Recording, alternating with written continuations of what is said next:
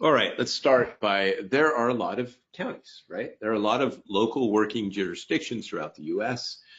And as we look at these, target-rich cyber poor is a really interesting way to put it.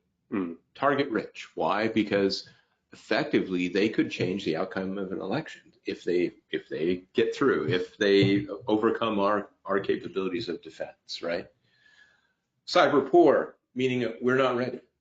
And that's different layers. I'm not saying that all of us humans aren't trained and ready to go. That's one of the issues. That is true. There aren't enough of us cyber folks. But at the same point, we also don't have all the latest gear and equipment. We can't afford to do so. So, we have to look at the whole ecosystem, if you will. Yeah.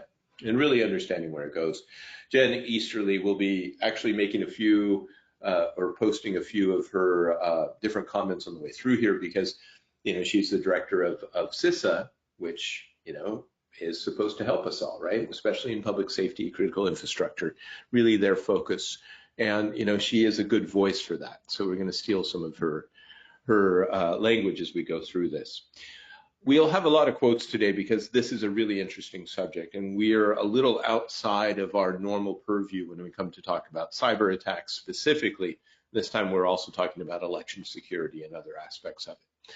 Because of how fundamental and highly sensitive emergency systems are, and the availability of personal identifying information and perhaps CGIS data, right? We have to think about all of these. They are a primary target. And we really want to be aware of that as we move forward.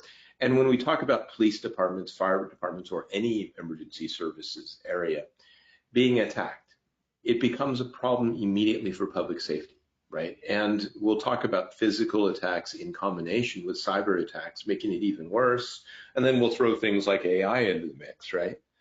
And so when we talk about this, and this is an interesting pair of quotes from Robert Boyce, retired chief of detectives, New York Police Department, right? So it's pervasive across, and we'll also have some quotes, as I mentioned, from DHS and others.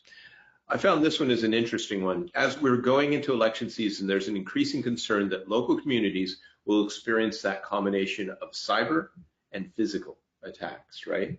So if you imagine they do something bad physically, and we can't respond because we don't know about it because the public safety entity isn't online, or they're in the middle of a DDoS attack, right? A distributed denial of service. And so when we talk about this kind of quote, really going into it from John Cohen, former intelligence chief at Department of Homeland Security, issue is, what about that combination? How effective could it be? What do we need to look out for? And that's really what we're trying to raise here, is that awareness from the cyber side, but also to understand that the risk is the physical too, and the combination of the two. That's really scary, and I have to agree with